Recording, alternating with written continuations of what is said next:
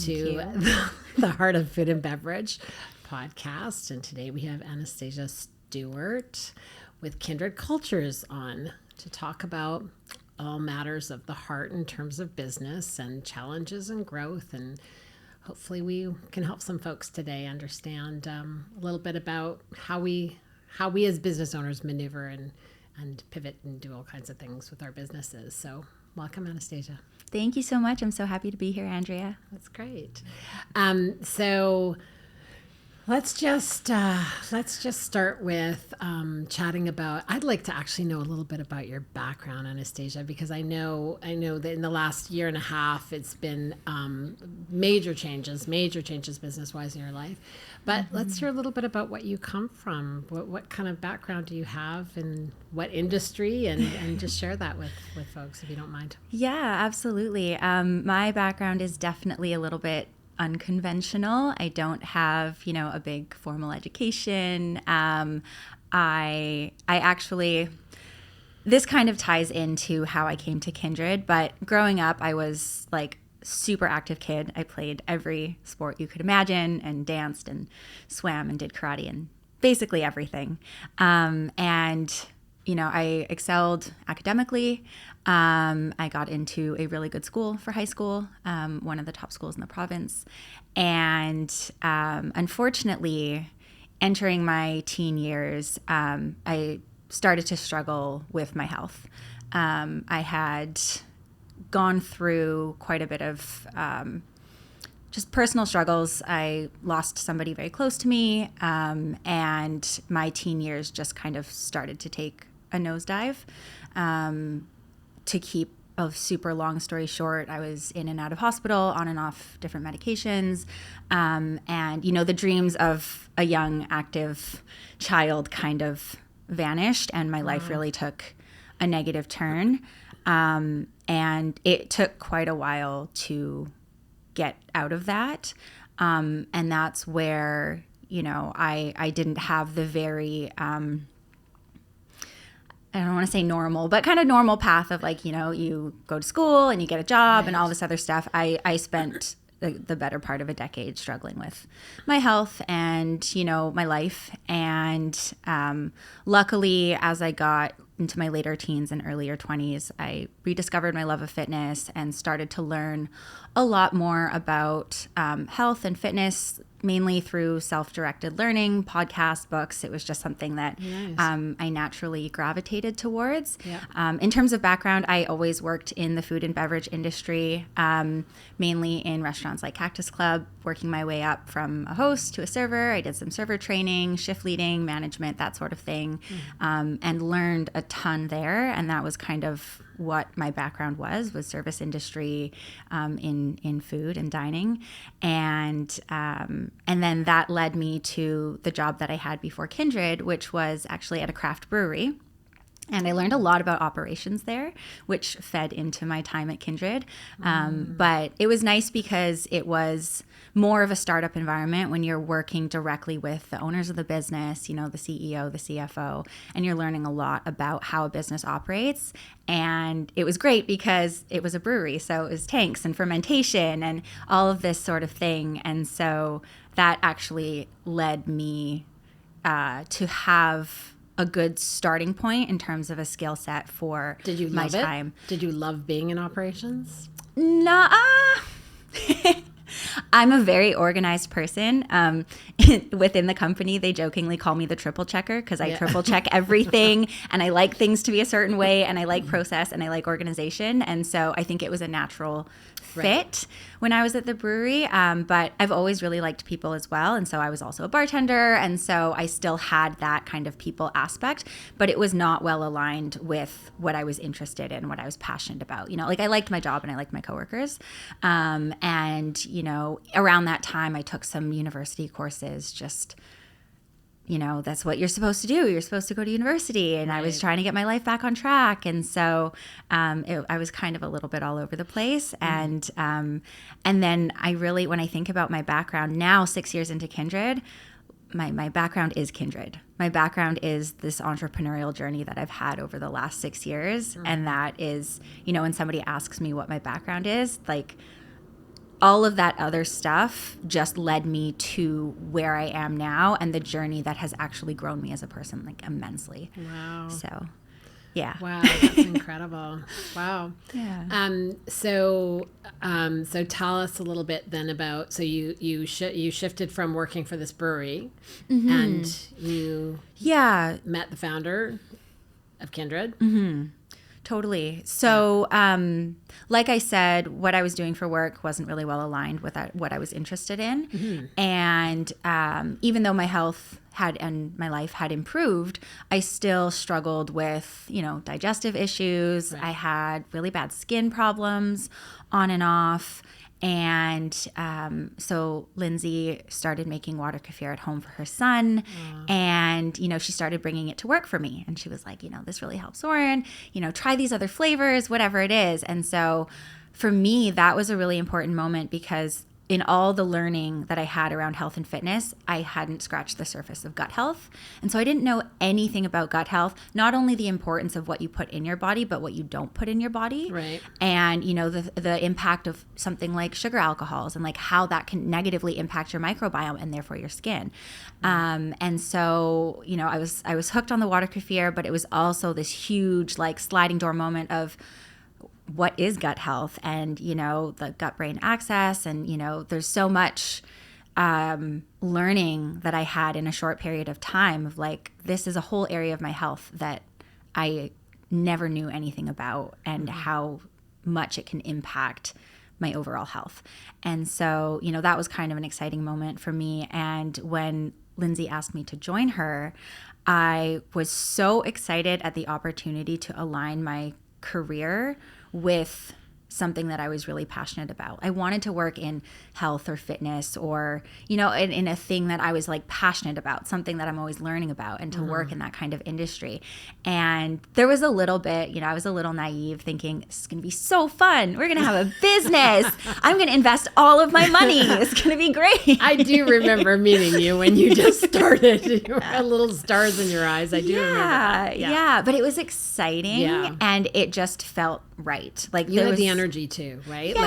Yeah. I mean, when you're young like that and walking into something, it's like you have a lot more energy than someone that's, say, like, 45 and walking into something like that, right? So so I think that has to do with it as well, with the enthusiasm. But definitely, and Lindsay and I were such close friends, and so it felt like this fun adventure that we're going to have together, and it was never something that I had to think really hard about. And I feel like that's why I pursued it the way that I did, because it just, from the get-go, it felt right. And it felt like something that I just wanted to do. I was like, oh yeah, here it is. This is the thing I want to do. Right. Even though I don't know how to do it, I'm just going to figure it out. Right.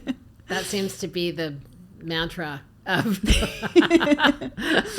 it just keeps going, that mantra. Yeah, absolutely. I'll just figure it out. Yeah. So so you worked together for 3-4 years? So we worked together for the first year. So I invested in the company when we worked together, and it was actually in 2020 when everything changed in the world that we really decided to be business partners. Actually, the company that Lindsay founded in 2018 was called Culture Kefir. And so we actually changed it to Kindred Cultures in 2020. And so that's why we say I'm the co-founder of Kindred Cultures. I didn't co-found Culture Kefir. Lindsay founded that company, but I did co-found Kindred Cultures, because that was really the moment that we were like, this is going to be our business. We're going to be partners. We're going to do this together. Right. And so it really was. And even in 2018, I was kind of, help out a farmer's market. And there was always a level of involvement.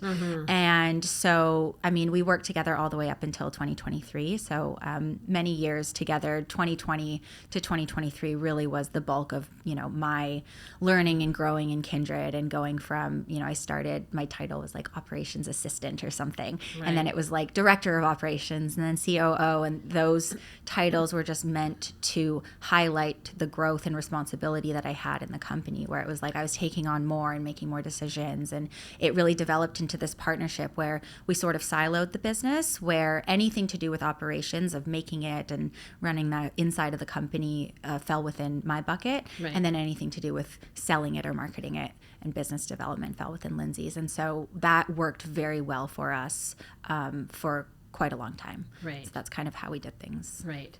And so, and just for the listeners and watchers, that there was a great amount of transition that happened during those times, from moving places where you were operating out of, moving to the next place, right? So there was a lot of upheaval in your business. And that went on over that 3 years, basically, right? Definitely. Yeah. We've moved almost every single year. And for various reasons, you know, in the beginning, we were in various commissaries, and, you know, it was everything from the rent being too high to running out of space. We finally landed in our own space, which was very exciting, although somewhat short-lived. And unfortunately, we had to leave that space and find another place.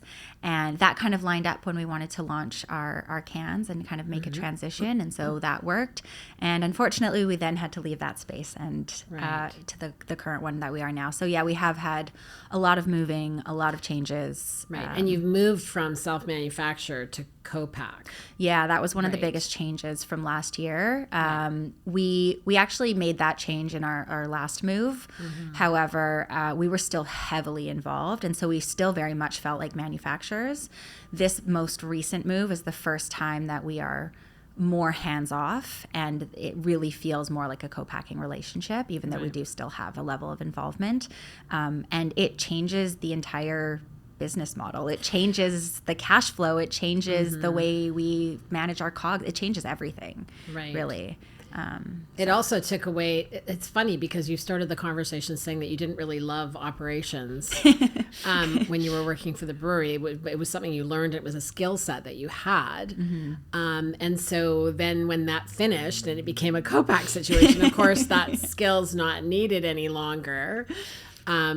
So that must have felt a little bit like fish out of water, I would imagine, feeling like, now what? Yeah. And maybe tell a little bit about just that you ended up, everything kind of changed for you. Yeah, definitely. Yeah. So 2023 was the biggest year of change for us for many reasons.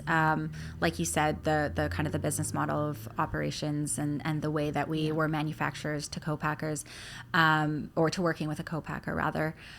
That was one major change. The other major change was the departure of Lindsay.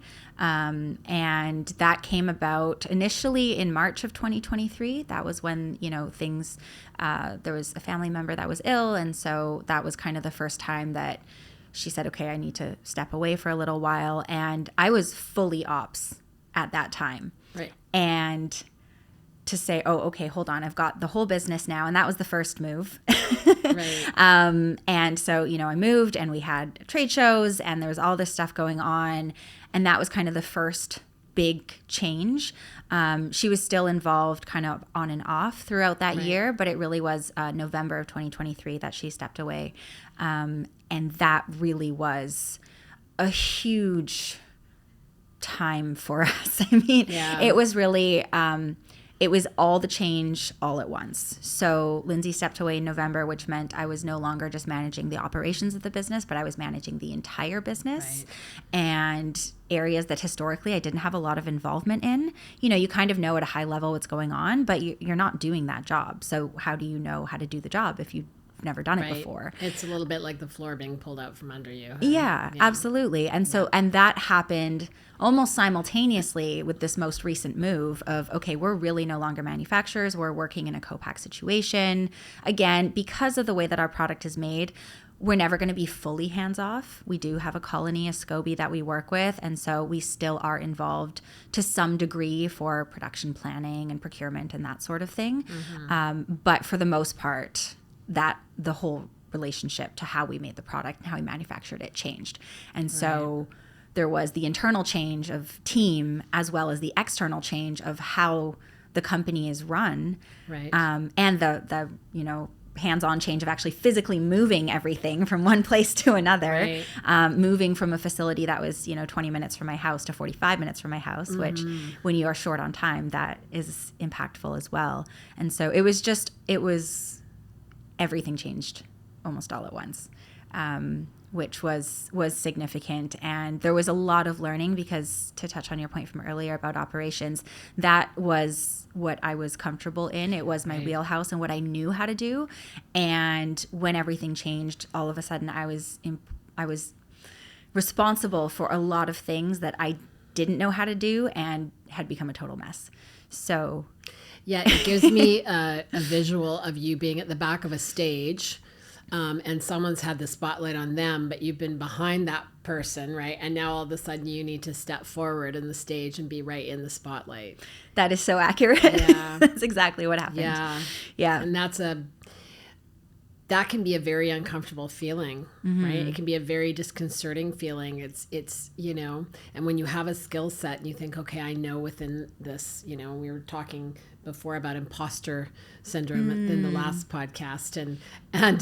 Yeah, I mean, it's very real, right? It's something that everyone struggles with, but I would think no more than, you know, even more so when you're literally saying, okay, now you're in charge of everything. Like the buck stops here. Yeah. There's no one else that's gonna, you know, I can't even talk to anybody else about this, right? I can't. That was a big change. Yeah. That was a big change because historically in the business, I had a built-in mentor. Right. I had a built-in best friend. I had a built-in buddy to bounce ideas off of or make decisions together. Yeah. And now I'm talking to myself in my head. Yeah. And luckily I had incredible mentors and advisors that I was able to lean on throughout this transition. But, you know, at the end of the day, as you're making decisions or as you're learning things, it did feel very lonely, especially in the beginning, to have a change like that. Yeah. So, yeah. Yeah, I know the feeling. I mean, it's terrible when you're responsible for an entire operation, an organization. It is, it's sometimes when things get tough, it's like, who do I turn to talk to about this, right? Totally. And you got married during all of this as well, which is like... Yeah, last year was a crazy year. Like when I look back on, I mean, basically from March 2023 until now, I'm just blown away. I'm almost like it was just a bit of a blur. Yeah. And for my husband and I mean, we were a COVID engagement. We pushed our wedding back many times. And so for our wedding to come up in the middle of all of this turmoil, it was really hard. I mean, we launched with Save On Foods and I got married in the same week. Like it was just hectic. And luckily, you know, Lindsay was still around at that time and gave me the space I needed to be able to do this really important, you know, thing that had nothing to do with Kindred. That was for me, for my life.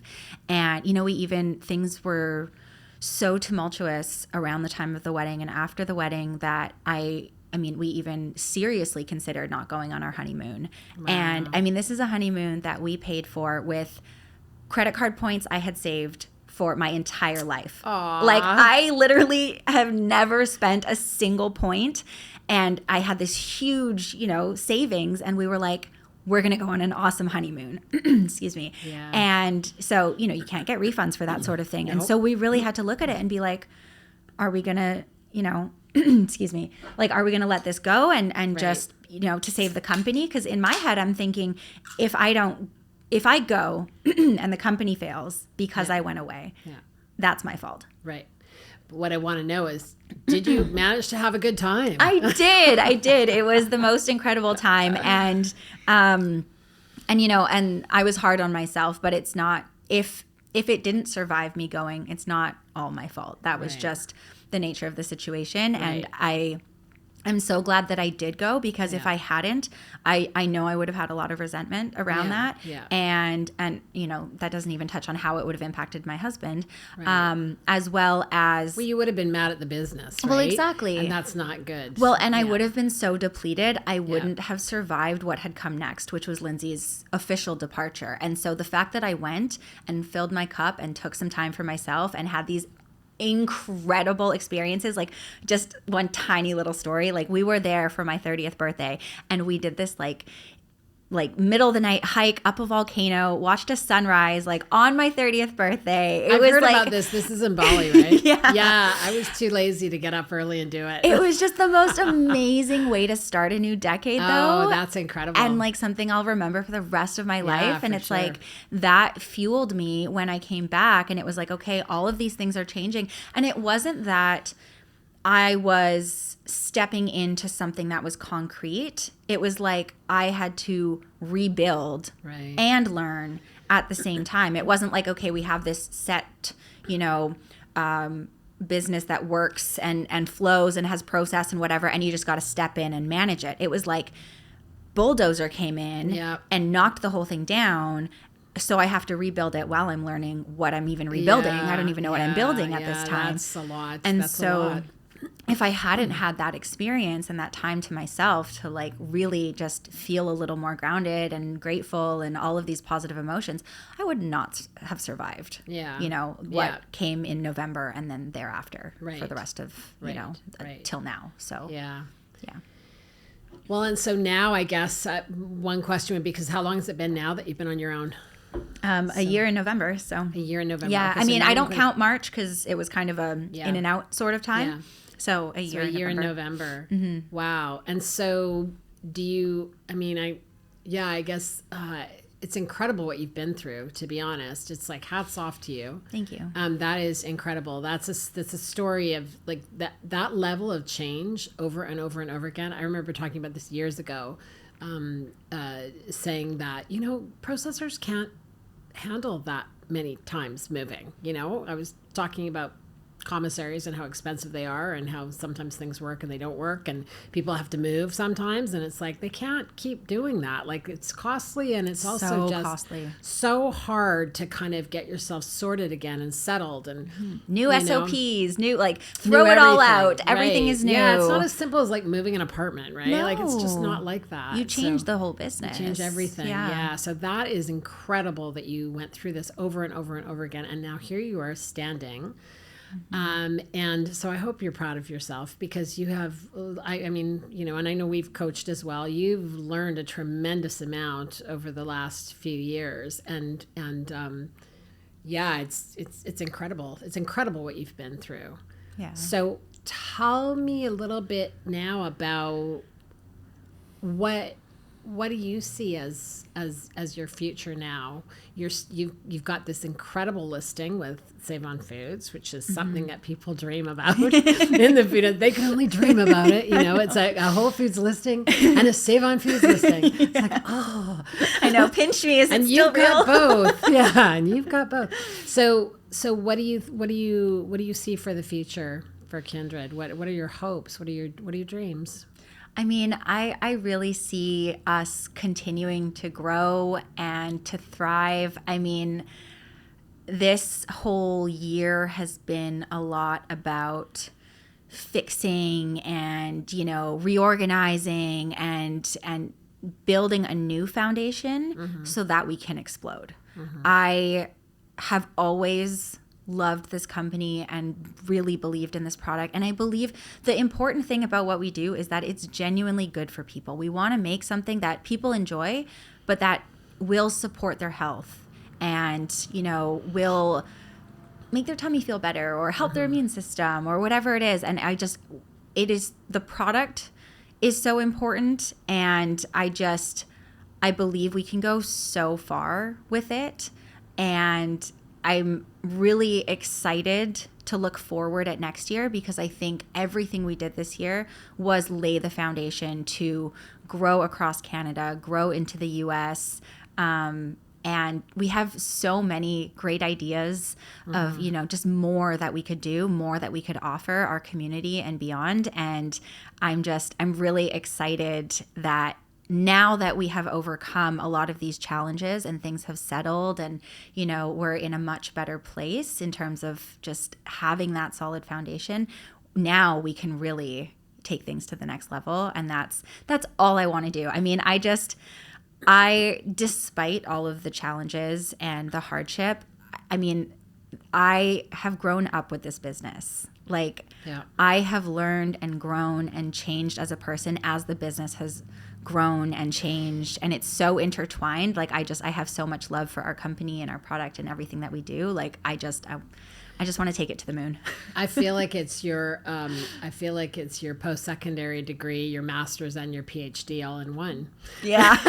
I feel like that too.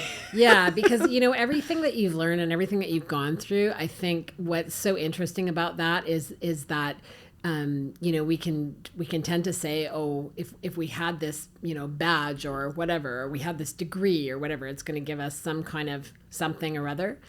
But I once said to someone that was coaching me, I said, gee, I think I should go get my MBA. And she said, why?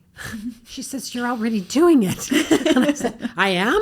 She said, yeah, you're already doing it. So that's the thing, is to remember that, education can be important for a time or for a particular thing. But in this case, you have literally rolled up your sleeves and educated yourself, and you are PhD level. You really are. You are with this business, right? You have gone through, you deal with investors. That is something that many businesses, myself included, feel like, okay, we all need to go there someday, but so I think that's incredible that you've been able to navigate that. I just think you've stepped into so many things that are really deep learning things. They're not easy things to walk into, right? They're really not. So I think that's kind of cool. Is there anything that you would say to an up and coming food and beverage brand? Because you walked into this very starry-eyed, and there's lots of, I'm teaching Foundations right now, our new workshop series, and we have folks in that workshop that are brand new, right? They're just learning. Like they've, they're all, I think almost all of them are just about to launch products, or they're close to launching their products.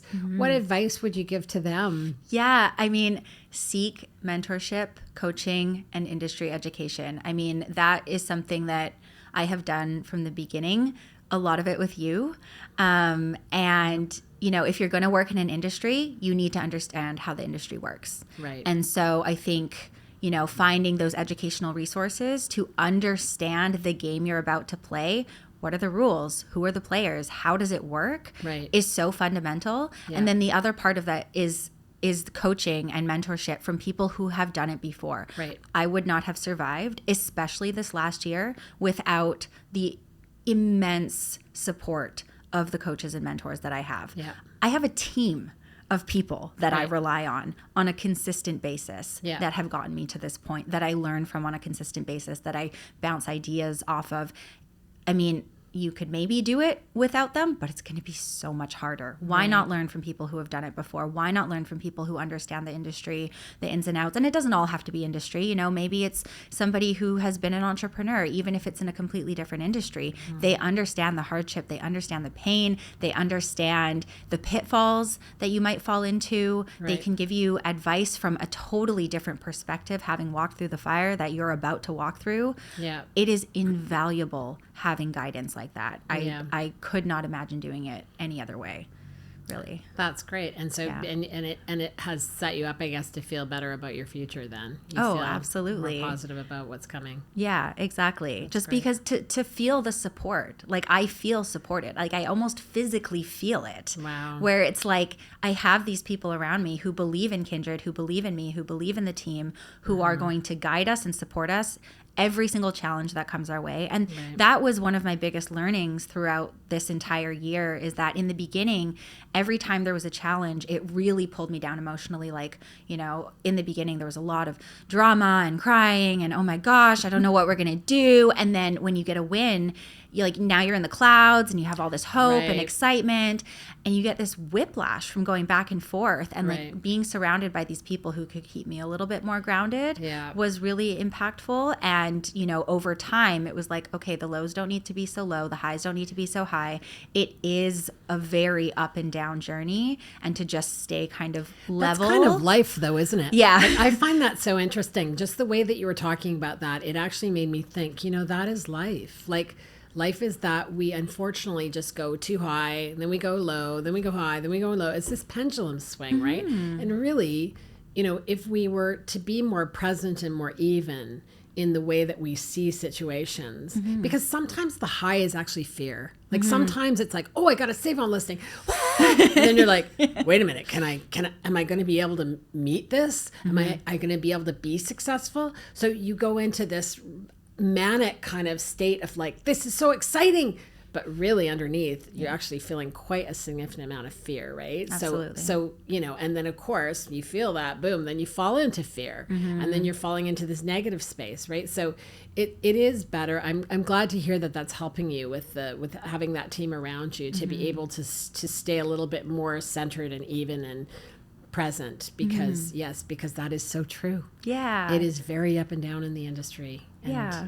there's wins and losses, and it can be a rocky road, right? So, Absolutely. Yeah. Yeah. It's very true that it really mimics life, and to be able to just be a little more even and think, you know what, no matter what happens, we're going to be okay. And I can overcome whatever challenge. And, this win, this high doesn't last forever. And to just try to be a little bit more centered has been my biggest learning of this year. And I think, it's a good one.